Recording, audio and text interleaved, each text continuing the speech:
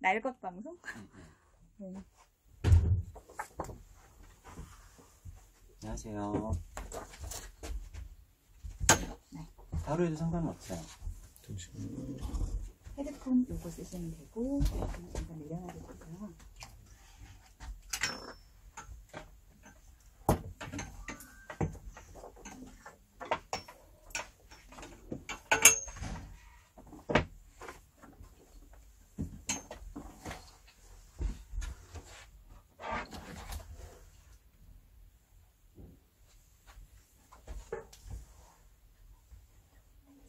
이거 차음이 엄청 잘 되네요, 이 헤드폰. 그죠? 전문 장비가. 신기하다. 자, 인사를 하고 시작해야지. 안녕하세요. 오늘은 오디오 클립 영상, 그러니까 녹음을 하러 왔어요. 안녕하세요. 아, 지금 들어가고 있는 건가요? 네, 네, 들려요.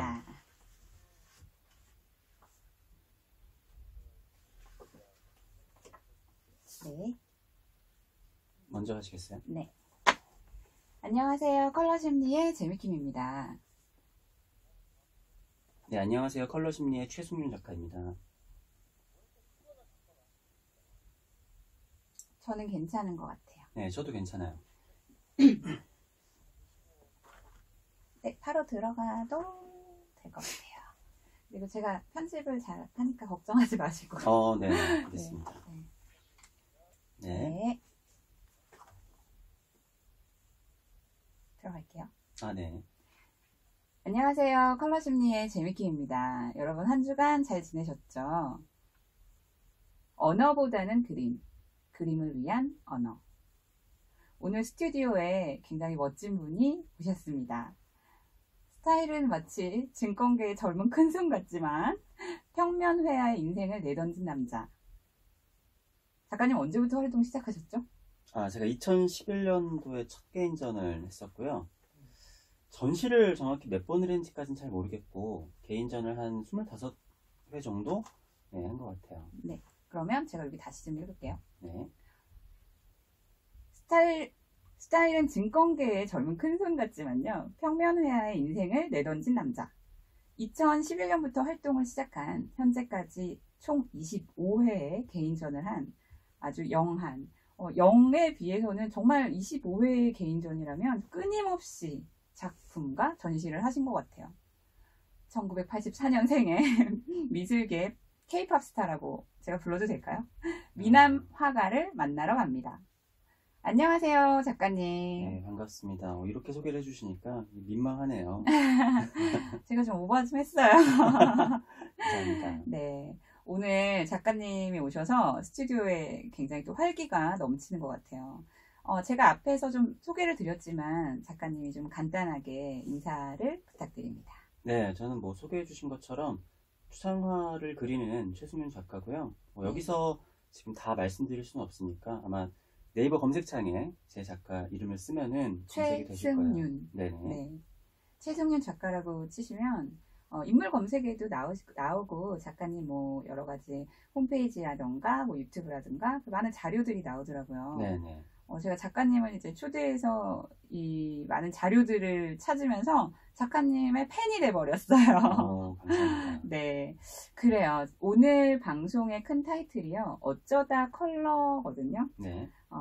제가 이 시리즈를 만든 건요. 어쩌다 컬러의 인생을 던지셨어요? 라는 그런 질문을 하기 위해서예요. 네, 작가님도 페인팅 화가이기 때문에 항상 컬러가 늘 옆에 있잖아요. 네. 어떠세요? 왜 컬러를 하게 되셨나요? 인생을 내던졌다고 하니까 굉장히 좀 거창한 것 같은데요. 네.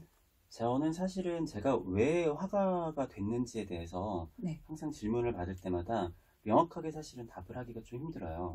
네. 왜냐면은 다른 거를 생각을 해본 적이 별로 없었던 것 같아요. 네. 그러니까 그림을 내가 여러 가지 직업을 고민을 하다가 이 중에서 이러한 직업으로 화가가 되어야겠다 생각을 한 게 아니라 네. 그냥 그림 외에는 다른 거를 할 생각을 그냥 아예 안 했었기 때문에 그렇기 때문에 오히려 더 뭐라고 해야 되지? 왜 화가가 되었는지에 대한 명확한 이유가 없는 것 같아요. 왜 태어났니? 이거랑 비슷한 그런 질문일까요? 네네네, 맞아요. 아, 네. 멋지네요. 그래요. 제가 보니까 작가님 그 유튜브 시리즈에서 이런 얘기 들었거든요. 내일 죽을지도 모르는데 네. 내가 지금 나의 이 충분한 재능을 발휘를 해야 되는 것이 어쩌면 그쵸. 나에 대한 네. 내 몸에 대한 그리고 내가 사회에 대한 어떠한 하나의 사명 같은 저는 그런 생각이 들었거든요. 뭐 사명감 같은 것도 있기도 하고요. 네. 이거 사명감까지 얘기하면 얘기가 좀 기니까 네. 저는 그렇다라고 생각해요. 항상 내 자신을 가장 무서운 평론가라고 해야 되나? 평가하는 사람은 내 자신이라고 생각을 하거든요. 네. 근데 뭐 다 늙어서 죽던 아니면 갑자기 여기 건물이 무너져서 죽던 네. 마지막 순간에는 불안하네요. 네. 내가 내 자신을 평가를 하는데 대부분 준비가 크게 안 되어 있는 상황에서 맞닥뜨리게 될 거잖아요. 그 상황에서 내 자신을, 내 인생을 평가하는 게 가장 무섭다라고 생각을 하는데 그때 제가 후회가 남지 않게 네. 내가 그릴 수 있는 그림을 다 그리고 가야겠다. 이렇게 얘기하면 좀 너무 이렇게 나이 든 사람 같은 얘기이기도 하지만 이미 빨리 앞에 연도가 나왔어요. 네, 그래서 젊은 작가라고 하는 것도 요즘에는 좀 민망해요. 네. 네, 근데 그렇기 때문에 언제나 죽음을 염두를 두고 내가 지금 그릴 수 있는 최선의 그림이 무엇일까? 지금 나를 어떻게 하면 더 끄집어낼 수 있을까? 그런 생각을 하면서 작업을 하는 것 같아요. 죽는 데는 순서가 없잖아요. 네네, 그럼요. 그렇습니다. 그러면 보니까 작가님은 주변에서 많은 작가들이나 다른 동료분들이 평가하기를 다작 작가, 네. 작업을 정말 많이 하고 올리 작업밖에 모르고 뭐 네. 그런 이야기를 많이 하시거든요. 네네. 어떻게 보면은 다작이라는 건요, 많은 작품을 그리는 작가를 이야기합니다. 그 당연한 거긴 한데 네. 일 평균, 월 평균으로 따지면 몇 시간 정도 작업을 하세요? 하루에 몇 시간 작업을 하는 거를 얘기하는 거는 네. 쉽지는 않을 것 같은데요. 근데 1년에 네. 제가 좀 많이 작업했을 때는 한 150점 정도 작업을 한 적도 있고 네. 1년에 150점이요. 평균적으로 1년에 한 100점 정도 작업을 하는 것 같아요. 네. 근데 저는 제가 다작을 한다라고 생각을 하진 않았었거든요. 왜냐면은 제가 예전에 영은미술관 레지던시에 들어간 적이 있었는데 그때 네. 이제 저보다 훨씬 더 연세도 많으시고 경력도 많으신 작가 선생님들을 봤어요. 네. 그런데 그 선생님들이 진짜 저보다 훨씬 크고 훨씬 멋있는 작업들을 네. 1년에 다들 한 100점 정도씩은 하고 계시더라고요. 그래서 제가 그 선생님들을 보면서 내가 선생님들의 뭐 이름값이나 아니면은 수준이나 그런 거는 못 따라간다고 하더라도 저 정도는 작업을 해야지 전업작가로 살 수 있겠구나 생각을 해서 제가 작업을 하고 있는 거라서 네. 제가 뭐 다른 분들보다 특별히 더 작업을 많이 하고 있다라거나 그렇게 생각을 하지는 않은 것 같아요. 근데 그런 것 같아요. 작업을 하는 자체가 내 시간을 거기서 쓰는 거잖아요. 네네. 그러니까 사실은 정말 다른 일을 못해요. 그죠? 그쵸. 전 이렇게 다른 일을 하는데 그래서 작가님보다 작품 수가 안 되지만 그래도 또 이런 인연으로 또 작가님의 이야기를 세상에 전달하는 메신저의 역할도 하고 있는 건데요. 감사하죠. 그래요. 작업만 그렇다고 에브리데이, 에브리타임 하시는 건 아니잖아요. 네네. 가끔 작업 안 하실 땐 뭐 하세요? 이게 제가 추상화가다 보니까 네. 이런 것도 조금 오묘한 게 있어요. 네.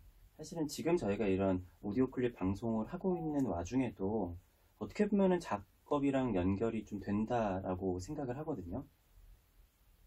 제가 항상 연구를 하는 게 세상이란 무엇이고 나라는 존재는 무엇인가에 대해서 연구를 하잖아요. 근데 그게 거창하게 내가 무슨 공부를 따로 하려고 하는 게 아니라 이렇게 말을 하고 누군가를 만나고 아니면 밥을 먹거나 커피를 마시거나 그런 순간순간에도 사실은 세상이 있다라고 생각을 해요. 그래서 사실은 작업을 하지 않을 때도 작업에 대해서 계속 연결이 되어 있는 거기는 하죠. 그렇죠. 네, 그래서 그러한 모든 것들에 대해서 생각을 좀 하는 것 같아요. 근데 이걸 또 생각이라고 표현하기도 조금 애매한 감이 있는데 아무튼 좀 말로 표현하기는 힘들게 아무튼 평소에도 작업에 대한 생각을 연장선으로 생각을 많이 하고 있다. 왜 그렇대요. 수영 선수가 꿈에 막 수영을 한대요. 네. 뭐 시합이나 이런 걸 앞두고. 근데 그때도 그 근육량이나 실력이 는다고 하더라고요. 맞아요, 맞아요. 저도 그거 봐서 네. 저도 좀 활용하고 있어요. 네. 저도 연구하고 있는 과제 중에 하나예요. 그래요? 네. 꿈에서도 작업을. 꿈에서도 그렇고, 네. 제가 이제 육체하고 정신이라는 반대적인 것에 대해서도 연구를 많이 하거든요. 그래서 실제로 우리가 어떤 생각을 하느냐에 따라서 육체가 변하기도 하잖아요. 네. 그렇기 때문에 그것에 대해서 연구하는 게 제가 굉장히 오래전부터 연구하고 적용을 해보면서 하는 것 중에 하나예요. 그렇군요. 다음 질문 하겠습니다. 왜 작가님 작품을 저희 작가들은요 자식 같다고 표현을 하잖아요. 네. 그죠? 화가들은 그렇더라고요. 네. 근데 저는 자식이 있어도 제 작품들이 이미 더 먼저 난 자식 같아서 현재 뛰어다니는 자식들이 제 작품 건드리면 화내거든요. 근데 그러다가 뭐 아이랑 같이 작업을 만들기도 하고 저는 그런 엄마 화가입니다. 올해 전시할 거니까 놀러 오세요. 네, 아이들은 그래야죠. 왜 자식이라고 하는데 작가님의 그 작품의 시그니처는 저는 그 블루로 된 작품이라고 생각을 하거든요. 네. 맞나요?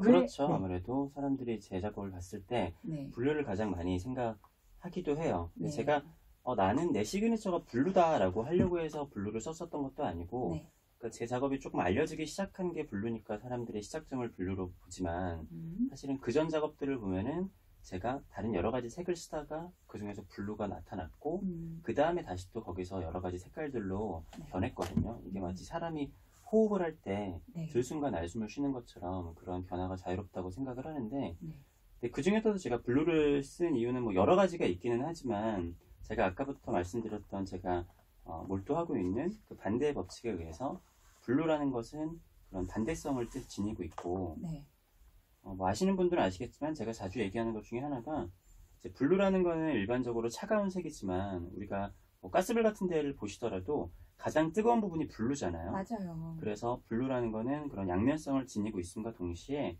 우리 지구도 파란색이고 뭐 하늘도 그렇고 물도 그렇고 가장 우리 세상에서 기본적인 색이 블루예요. 맞아요. 그렇기 때문에 역설이 가장 세상의 기본이다라고 하는 제 이론하고 굉장히 잘 맞기 때문에 블루를 좀 시그니처처럼 많이 썼던 것 같아요. 가장 가까이서 우리가 많이 접할 수 있는 컬러가 바로 블루예요. 그죠? 잠시만요. 블루였는데. 그래서 몇 해 전에 그래서인가요? 작가님 작품의 전시 타이틀이 블루의 온도였어요. 방금 설명해준 이야기를 그날도 작가님 전시장에서 말씀해 주셨는데 저는 되게 인상 깊었거든요. 가장 차가운 색이라고 생각하지만 그 활활 타오르는 불의 가장 가운데 심지가 파란색이라는 거. 그래서 양면성을 가지고 있고 컬러는 이렇게 하나의 컬러지만 다양성을 가지고 있기 때문에 그런 것 같아요. 어느 날 작가님의 작품을 볼 때 그 시원하고 쾌청한 느낌이 있는가 하면 어느 날은 작가님의 작품을 봤을 때 내 마음이 그 안에 깊이 빨려 들어가서 슬프기도 하다는 거예요. 맞아요. 네, 그게 굉장히 작가님 작품의 특징인 것 같아요. 뭔가 네네. 왜냐하면 어떠한 형태나 뭐 명확하게 풍경이라던가 인물이라던가 이런 것들이 정해진 작품들은 어쩌면은 작가의식을 더 내가 느끼게 된다면 작가님의 작품은 보는 사람들이 그 의식에 더 들어가게 되는 것 같아요. 그래서 굉장히 추상 작품을 하는 것이 근사한 일인 것 같아요. 맞아요. 저도 작품을 사람들이 많이 여쭤보시는 게 의미가 뭐냐고 여쭤보시는 적이 많은데 저는 말씀하신 것처럼 내가 어떤 상황이냐에 따라서 작품이랑 대화할 수 있는 작품을 좀 그리고 싶었거든요.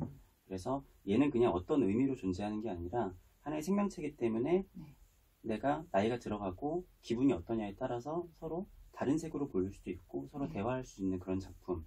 그런 작품이 또 추상화의 매력인 것 같아요. 맞아요. 그리고 굉장한 자신감이죠.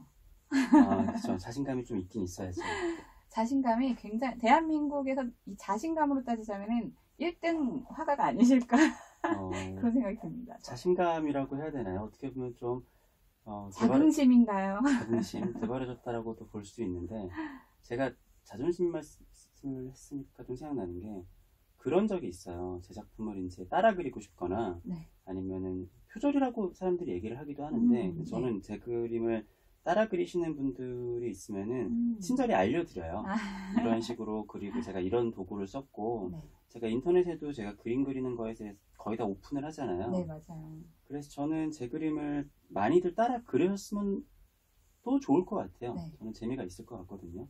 그러니까 잭슨 폴록 같은 경우가 예전에 추상표현주의 화법을 시작을 했지만 지금 전 세계에 아마 잭슨 폴록처럼 그림 그리는 사람들이 한 수백만 명 될 거예요. 그렇겠죠. 네. 근데 저는 그 중에서도 자신감이라고 하면은 내가 이 그림을 왜 그리고 있고 어떠한 생각으로 하고 있고 나는 이게 어떤 식으로 재밌어가지고 그림을 그리고 있다라는 거를 정확하게 안다라고 표현을 해야 되는지는 모르겠는데 네. 그렇기 때문에 그러한 자신감은 있는 것 같아요. 그럼요, 누구보다. 네, 누가 뭐 따라한다고 하더라도 누구보다 그거에 대해 잘 알 수밖에 없죠. 왜냐면 내 자식이잖아요. 네, 네, 맞아요. 옆집 아이랑 아무리 옆집 아이가 좋다고 해서 그 아이랑 똑같이 내가 머리 빗겨주고 옷 입혀준다고 해서 그 아이가 내 아이가 되는 게 아니듯이 네, 그럼요. 네, 그럼요.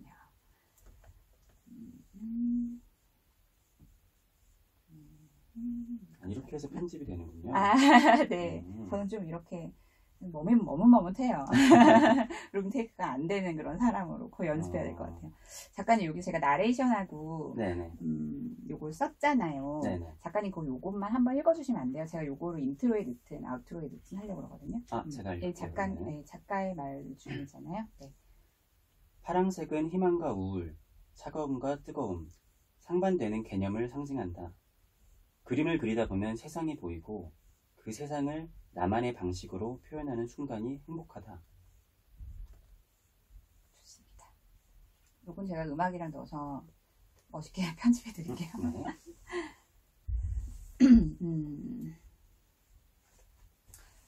이 얘기 아까 들어간 얘기인데 넣을게요. 네. 네. 그 작가님 작품 블루에서 시작한 거 아니에요? 큐 들어갈게요. 네. 근데 사실 작가님 작품이 블루가 가장 유명하고 시그니처 딱 그런 느낌이 들긴 하지만 사실 블루에서만 시작한 건 아니에요. 그죠? 네네. 초창기에는 굉장히 다색의 작품들이 있었어요. 그죠? 네. 어떻게 이런 변화들이 생긴 건가요? 제가 예전에 뭐 색이 여러 가지였던 아니면은 블루를 했던 지금 뭐 블루랑 골드를 쓰던 네. 공통적으로 목표로 하는 게 있는데요. 저는 그런 생각을 했어요. 좀 강한 그림을 그리고 싶다라는 생각을 했어요. 네. 그렇다라고 하면은 세상에서 가장 강한 게 무엇일까? 그래서 우리는 이제 태양이 좀 강하잖아요. 네. 태양이나 이제 지구에도 중력이 있고 중력을 생각해내면서 중력이라는 게 대표적으로 N극과 S극이라는 반대가 붙어있는 역설적인 존재잖아요. 그러네요. 그래서 반대의 법칙에 대해서 생각을 하게 됐고 그러다 보니까 그 색들 중에서 가장 반대성을 지닌 색이 블루라고 생각을 해서 그랬군요. 네, 블루를 하게 된 거예요. 네. 그리고 블루의 사람들이 일반적으로는 보색이 빨간색이라고 생각을 하는 경우가 많은데 블루의 보색은 사실은 그 골드, 금색이거든요. 그러니까 제가 원래는 태양의 색을 표현을 하기 위해서 블루를 사용을 하기도 했었어요. 이건 제가 지금 오디오 클립에서 보여드릴 수는 없지만 블루를 반전시키면은 금색이 되고 해서 그런 식으로 제가 태양을 표현하려고 했었던 것도 있었거든요. 그렇게 돼서 블루를 쓰고 요즘에는 또 골드를 같이 섞어 쓰고 아니면 아예 골드 작업만 하기도 하는데 그러한 것들이 처음에 제가 생각을 했었던 강한 그림을 그리고 싶다. 그런 것의 연장선으로 계속 나오고 있는 거죠. 골드 작품도 좋더라고요. 네. 네. 탐나더라고요. 왠지 그거 있으면 부자 될 것 같아요. 그죠. 뭐 그런 의도도 있습니다. 의도가 있는 것 같은데요. 네. 재미킴의 컬러 심리에 보면요. 초창기 블루 편을 굉장히 많이 방송을 했어요. 네네, 저도 봤어요. 네, 거기 보면 여러 가지 이야기, 블루에 관한 이야기들이 있어요. 참고하시면 더 좋을 것 같습니다. 네.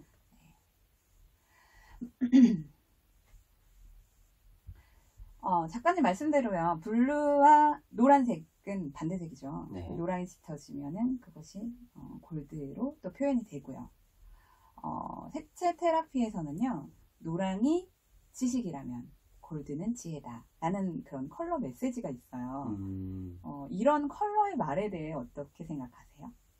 되게 재밌는 것 같아요. 아, 그래요? 네, 저는 이런 식으로 생각을 정리하거나 네. 하는 적이 잘 없기 때문에 이런 식으로 정리가 되어 있는 이야기를 들으면 굉장히 네. 흥미로워요. 그렇군요. 왜냐면은 물감이나 그림이나 색을 잘 접하는 사람들이 오히려 이런 컬러 메시지나 이런 거에 대해서 반감을 가지시는 분들도 있으시거든요. 뭐 주관적이지 않을까. 근데 뭐 이걸 또 이렇게 체계화해서 만들어 놓은 그런 네. 또 색채 심리계의 시스템이 있더라고요. 네, 그래서 저는 이런 이야기들이 나에게 또는 컬러를 통해서 위로를 받을 수 있는 어떠한 사람들에게 좋은 영향을 준다면 되게 좋을 것 같아요. 맞아요. 네. 이게 뭐 꼭 정답은 아니겠지만 사실 비교적으로 네. 이러한 추세가 있다라고 해서 참고할 만한 그런 좋은 자료인 것 같아요. 네. 작가님은 아까 중력, 지구, S행극 막 이런 얘기를 하시는 거 보니까 생각이 정말 많으신 것 같아요. 그죠? 네. 그리고 또 추상 작품을 하는 입장에서 네. 당연히 철학과 생각이 정말 많으시겠죠. 작업하실 때는 주로 어떤 생각을 하세요? 이 생각이 많다라는 개념을 얘기를 하는 것도 조금 어떻게 보면은 뭐라고 해야 되지? 쉽지 않은 내용인데요. 네. 좀 어떻게 생각하면 제가 생각이 별로 없어요.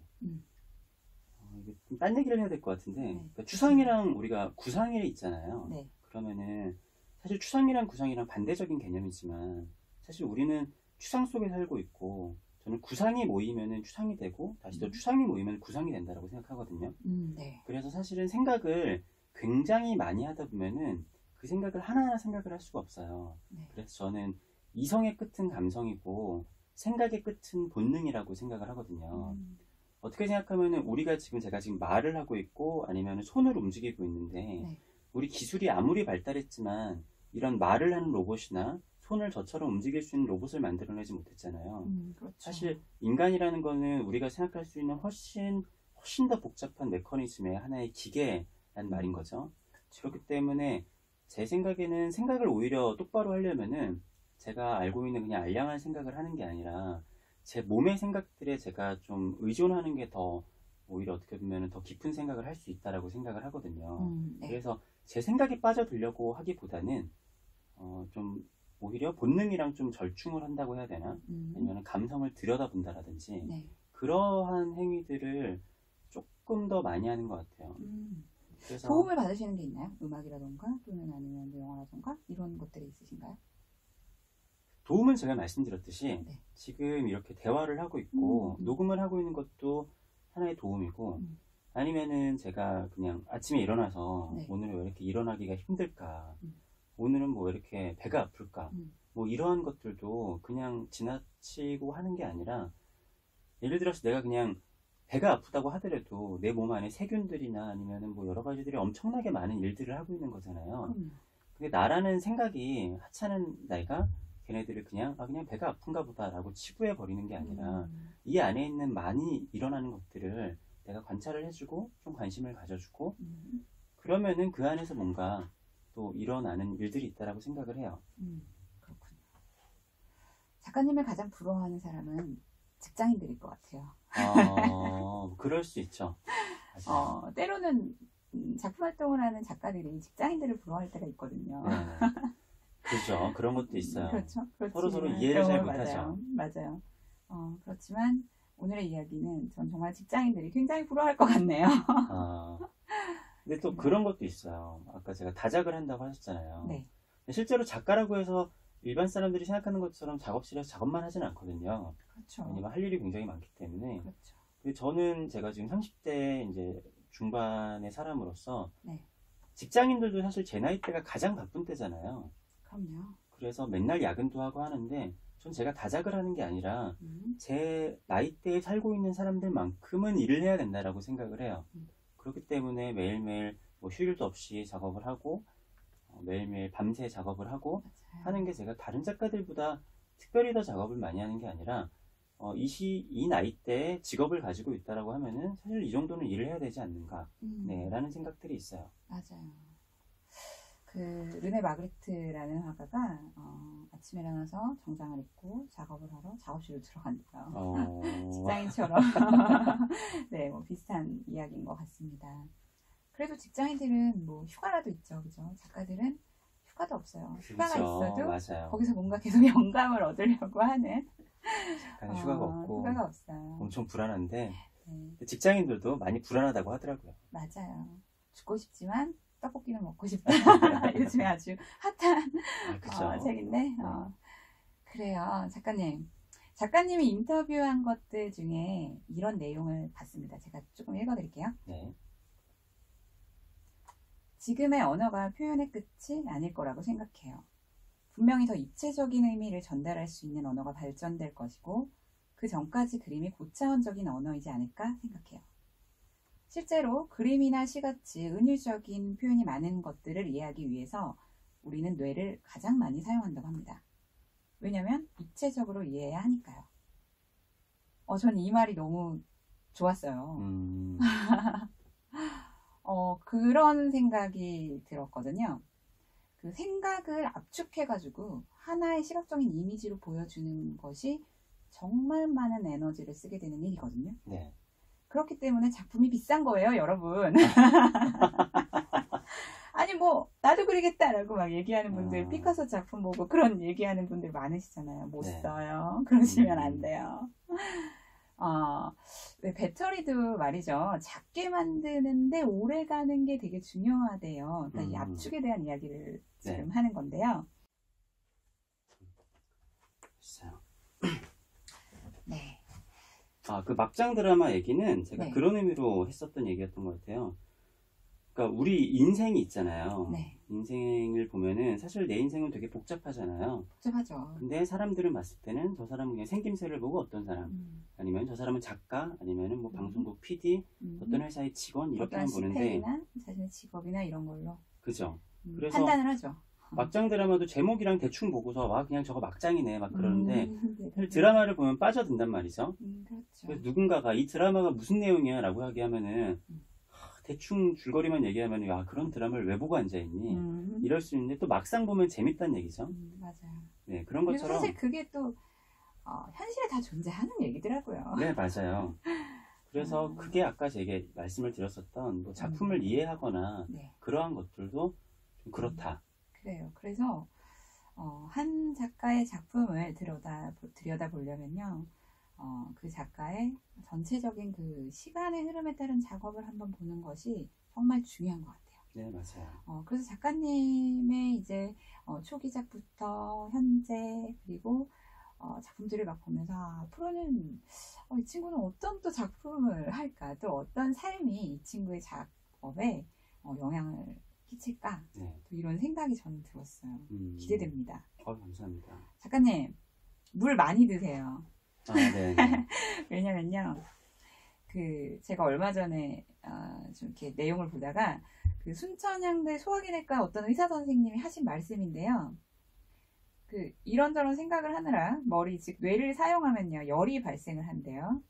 그 열을 내리기 위해서는 물이 필요하다고 합니다. 맞아요.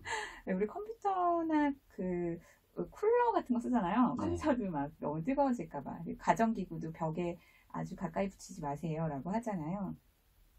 아까 작가님이 우리도 굉장히 섬세한 기계처럼 되어 있는 구조다, 시스템이다 이런 얘기를 했듯이 그 의사 선생님께서요 좀 아까 이제 저한테 제가 인사드렸더니 답글을 보내주셨는데 네.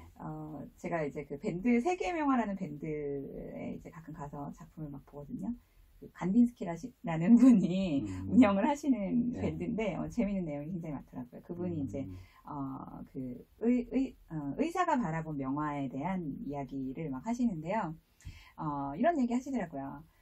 과거 현재의 어떤 사연, 상처, 욕망, 욕구로 인한 노심초사 같은 그런 마음 있죠. 네. 또는 미움, 분노 이런 감정은 여타의 다른 감정보다 몸과 뇌의 열을 더욱 발생시킨대요. 그래서 우리 화병이라는 거 있잖아요. 그래서 그런 분들한테 물 소모가 많아지고 결국에는 물 부족이 악화된다고요. 맞아요. 작가님 물 많이 드세요. 네, 물을 많이 먹어야죠. 물을 많이 드셔야 될 것 같아요. 다음 유튜브 방송은 물을 막 계속 먹는 걸로. 제가 유튜브 방송에서 네. 물에 대한 이야기도 한 적이 있어요. 네. 그러니까 우리가 일반적으로는 물을 많이 먹는 게 건강에 좋다라고 얘기를 하잖아요. 네. 그러니까 말씀하신 내용이 사실은 수승화강이라 그래서 우리는 지구처럼 물의 기운은 위로 올라가고 따뜻한 기운은 밑으로 내려가고 해야지 사람이 건강한 게 있어요. 그러니까 우리 얼굴을 보더라도 네. 이제 눈은 빨가면 안 되잖아요. 그렇죠. 눈은 하얘야 되고 입술은 사실 하야면 안 돼요. 입술은 빨개야 되고 그렇다라는 게 열은 밑으로 내려오고 물의 기운은 위로 올라가야 되는 거거든요. 그래서 재밌네요. 건강하고 젊을수록 물의 네. 기운이 올라와서 예를 들어서 나이가 들고 그러면 얼굴도 푸석해지고 이제 볼에는 젖살도 빠지고 그리고 머리카락도 빠지잖아요. 맞아요. 그러니까 물의 기운이 올라오지 않아서 그냥 사막화가 된 거예요. 아하. 네, 그래서 이제 머리도 빠지고 이제 얼굴 살은 빠지고 이제 오히려 근데 물의 기운이 밑으로 내려가니까 배가 네. 차가워서 배에 지방이 많이 생기는 거예요. 네. 그러니까 불의 기운은 근육이라고 보면 되고 물의 기운은 지방이라고 보면 되거든요. 네.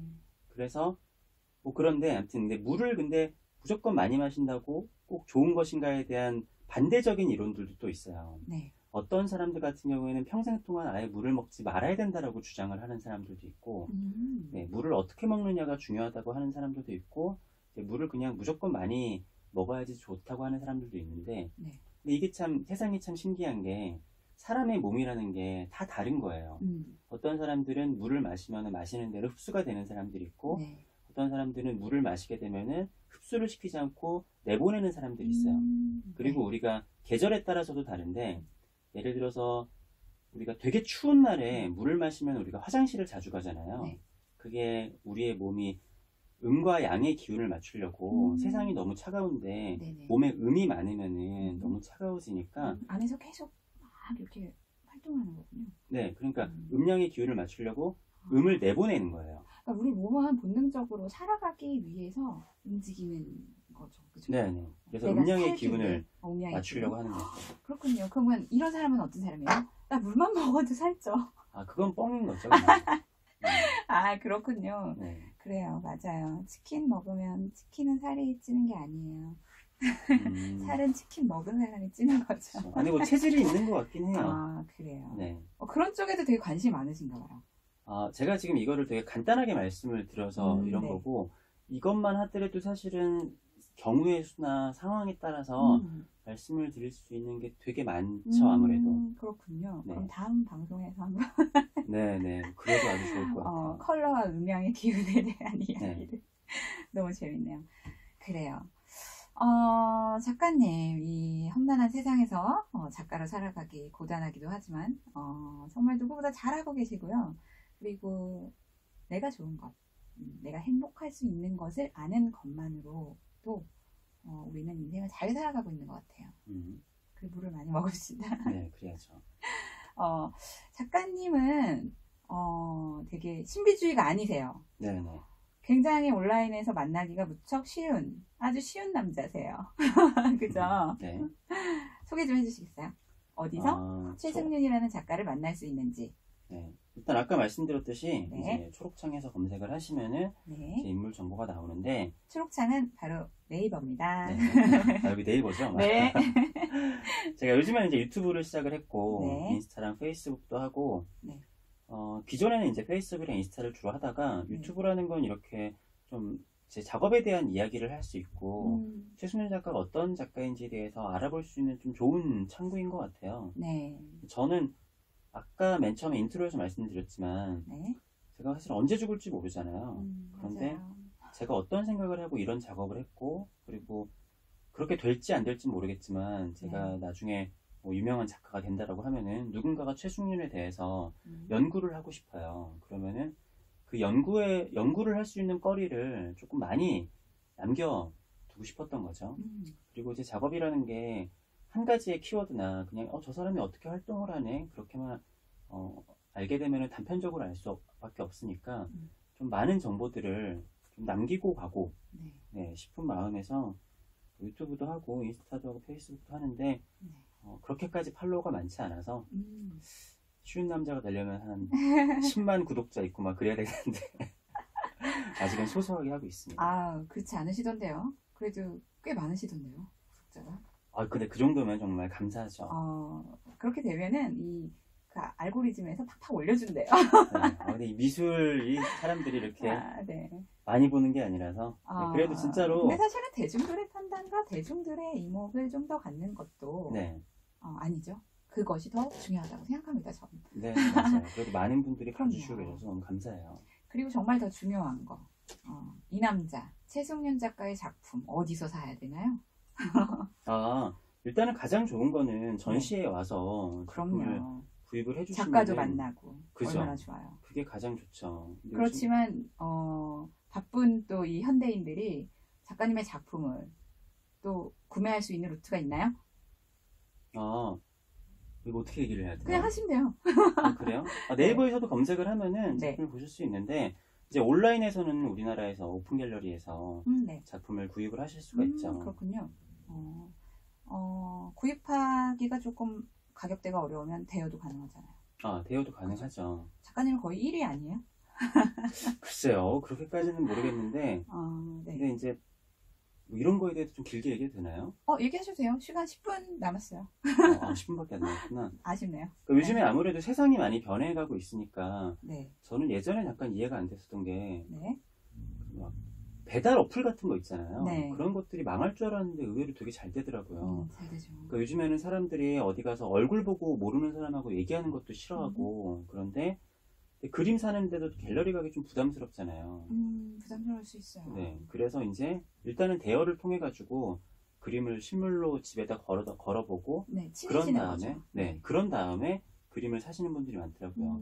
그림이 아무래도 고가의 물건이다 보니까 네. 실제로 보지도 않고 사기는 좀 그렇고, 그러다 보니까 이제 대여 서비스가 이제 생겨나게 된 건데, 이게 참 세상의 흐름이, 저도 이제 조금 나이가 조금은 먹었으니까 네. 세상이 확 바뀌어 나가는 거에 대해서 그런 온라인 시장이 또 미술 시장이 많이 커지고 있고 옮겨가고 있는 것 같아요. 저는 활성화돼야 된다고 생각하는 1인입니다. 네, 맞아요. 네.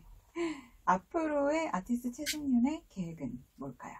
저는 맑은 정신을 가진 사람이 되고 싶어요. 이게 작가로서의 계획이라고 사람들이 물을 때마다 이 대답을 해서 네. 좀 부적절한지는 모르겠는데, 저는 제가 지금 제대로 된 생각을 하고 있는지 아니면 틀렸으면 틀렸는지 어떤지에 대해서 좀 맑은 정신을 가질 수 있기를 바라는 게 소망이에요. 계획이자. 멋지네요. 그리고 또 제가 하나 발견했는데요. 네. 제 그림이 벽에 다 걸렸으면 좋겠다. 맞아요. 얘기. 맞아요. 너무 중요한 얘기인 것 같아서 제가 꼭. 맞아요. 네. 아까 말씀하셨던 네. 작품이라는 게 내 자식이잖아요. 네. 저는 그런 말들을 많이 들어요. 전시를 좀 적게 해야 되는 게 아니냐, 아니면은 그림들을 노출하는 거를 좀 자제해야 되는 게 아니냐, 네. 아니면 최승윤의 이름값을 높이기 위해서. 근데 저는 저의 기준이 제가 아니라 제 작업들이거든요. 네. 얘네들이 제 자식 같은 작품들인데, 얘네들을 그냥 꽁꽁 싸매고 그냥 창고에 넣어두면은 얘네들이 썩어요. 네. 근데 내 자식들을 썩게 놔줄 수는 없잖아요. 그럼요. 저는 어떻게라도 다른 사람들한테 보여주고 아니면은 벽에 걸려야지 얘네들이 숨을 쉬거든요. 그러니까 내가 다 가지고 있을 수 없으니까 이게 출가를 시켜서 어딘가에서 행복하게 사는 게 저는 가장 좋은 거라고 생각을 하거든요. 맞아요. 그리고 또 사람들이 그림을 가지고 있어도 좀 별로 좀 이렇게 뭐랄까, 별거 아닌 작가 그림은 벽에 오래 걸어두지 않잖아요. 근데 예를 들어서 우리가 고흐 그림이 있다고 하면은 벽에다 걸어놓을 거 아니에요. 네, 실제 작품이요. 그죠? 그러니까 제가 제 50억? 작품들이 한 네. 천억은 넘을 텐데. 아무튼 제 작품들이 평생 벽에 걸려있기 위해서는 제가 되게 노력을 해서 또 유명하고 좋은 작가가 돼야겠죠. 네. 잘하고 계십니다. 네. 그리고 이미 유명하세요. 아이고, 아직 많이 부족합니다. 저희 컬러 심리에는 아무나 초대하지 않습니다. 여기서 또 이렇게 제가 네, 업히네요. 그래요.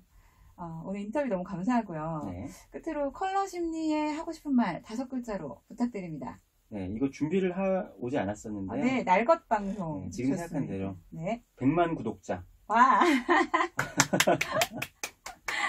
효과음 좀 넣어야 될 것 같아요. 네, 넣어주세요. 네, 100만 구독자. 마찬가지로 승리하세요. 감사합니다. 네, 오늘 너무 아쉬워요. 너무 아쉬워요. 이렇게, 시간이 이렇게 빨리 갈 줄 몰랐어요. 그러니까요. 이렇게, 더 많은 이야기를 나눌 수 있을 것 같아서, 네. 다음번에 한 번 더 초대하는 걸로 제가. 네. 궁금하신 분들은 유튜브 네. 보러 오세요.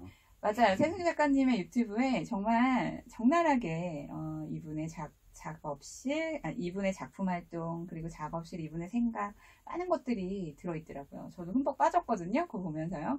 참 재밌었어요. 오늘 방송 와주셔서 너무 감사드리고요. 네, 감사합니다. 네, 다음번에 또 만나 뵙길 바랍니다. 감사합니다. 감사합니다. 안녕하세요. 아우, 달렸어요, 수고하셨습니다. 달렸어요. 빠르게 달렸어요, 그죠? 그러게요. 네. 저 그래도 이게- 어떻게 잘 됐어요, 그죠? 네. 이게 괜찮았어요? 시간이 이렇게 하면서 너무 빨리 갔네. 시간이 많이 남은 거 아니야 했는데. 그죠. 1시간 찼어요. 오늘 방송 너무 감사합니다. 감사합니다. 네. 요건 영상을